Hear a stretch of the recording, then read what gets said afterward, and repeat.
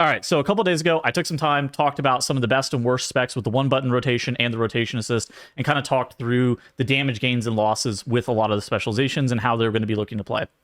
Today, I want to take some time to talk about basically Mythic Plus made easy. What can you do to get 3k IO with a one-button rotation spec, and talk about the easiest and best specializations to be able to go for that 3k IO achievement. Because ultimately, there's a couple of specializations that are pretty good for this, and there's a couple of specializations that are relatively bad because there's just no uniform strength or power gained or lost whenever you're looking at the one-button penalty.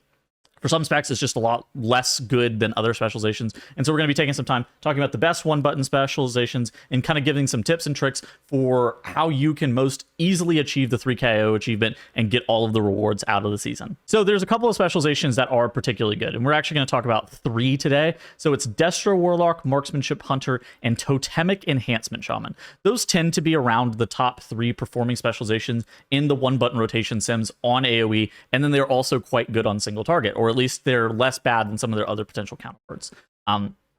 What you might notice is, one of the specializations is a dot specialization, and dot specializations with Destro Warlock being that dot specialization aren't normally particularly that great. But if you ever play Mayhem on Destro and you were playing Cataclysm with the current build, that allows you to be able to put up your dots without much thought or without really worrying about putting up that immolation on all the targets. For Marksmanship Hunter and Enhancement Shaman, these aren't dot management specializations, and so having weird things like target swapping, having weird stuff like that doesn't necessarily impact you. Something that you should be looking to know about this kind of thing, though, is that you should be looking to press your cooldowns on CD.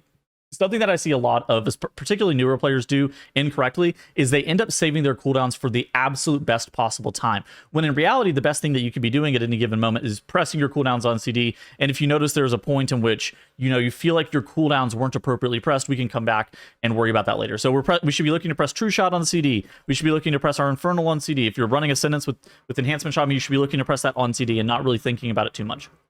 The thing in the issue that players start to fall into is whenever they're missing uses over the course of an entire dungeon. I'll look at logs all the time, and people will miss 2, 3, 4 potential uses of their sets of cooldowns, and that does end up compounding on it over time and ends up negatively impacting your damage by a significant amount. So making sure that if you are using the one button rotation, that you're also utilizing your CDs on CD, that's a huge deal. Another thing that I think was going to actually help a lot of people as well is just having a very nice weak aura pack that kind of can give you some assistance and tell you what to do. Whether it be, you should be looking to press your defensive here, you're targeted by this ability, you're safe in this spot. Terrathal has a weak aura pack that it's pretty lightweight and it's kind of all encompassing. It's one of those generic weak aura packs for Mythic Plus dungeons, and I think it does a really good job of helping players figure out how to play the dungeons themselves.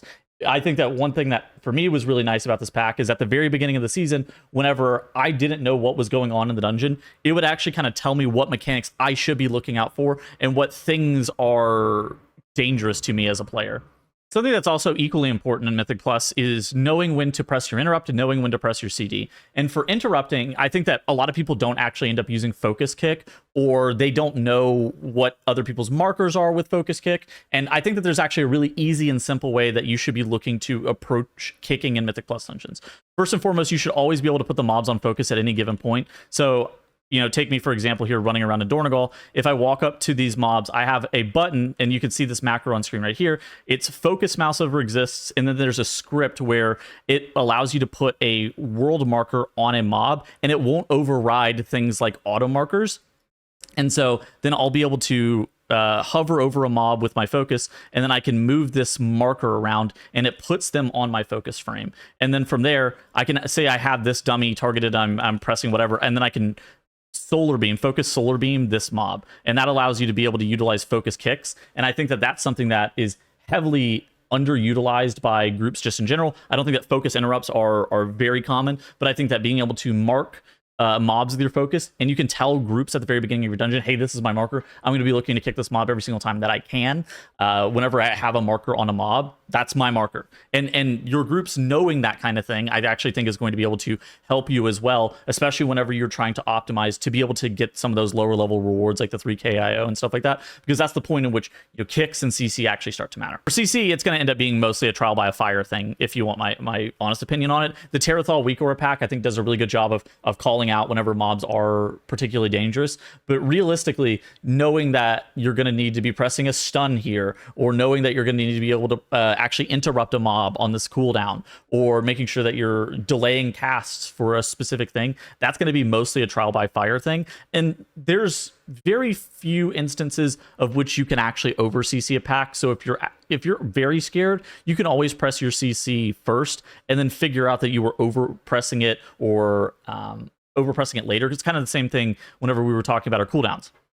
Most people underpress their CC. Most people underpress their offensive CDs. And the same thing goes with defensives as well, which is why this Terrathal pack is very important. You generally, if you started with overpressing all of these buttons and then tapered it back whenever you realize that it wasn't necessary, that is going to be helpful, particularly whenever you're looking to try to chase these rewards that I was referring to earlier. Beyond that, there's not a ton more tips that realistically I could give you. I would say that big wigs and little wigs tend to be the preferred add-on choice for Mythic Plus runners. So big wigs is obviously the boss mod thing that you'll utilize in raid, and then little wigs is the Mythic Plus counterpart.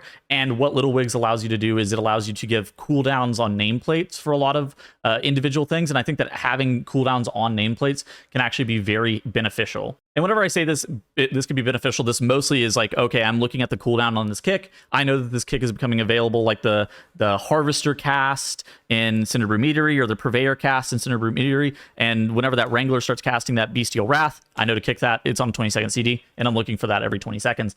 Those are kind of the important things whenever you're looking at big wigs and little wigs, and why I end up preferring that.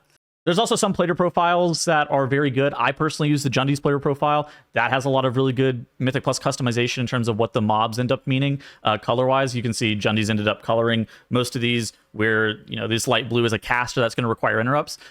I know Quasi has set up some player profiles in the past. There's a lot of good player profiles on Wago as well if you were looking for something that tries to give you a little bit more information as to how the mobs are going to be looking to interact with you as a player and how you should be looking to combat those. Yeah, these are the 3 best specializations with the 1-button assist. I just wanted to give some tips as well for those players who are maybe trying to jump into the season a little bit late to try to get the 3KO achievements, to be able to get dinars, to be able to get the mount recolor, those kind of things as to what you should be looking to do with Mythic Plus made easy in 11.1.7. Hope to see you guys in the next video, and I will see you guys later. Goodbye.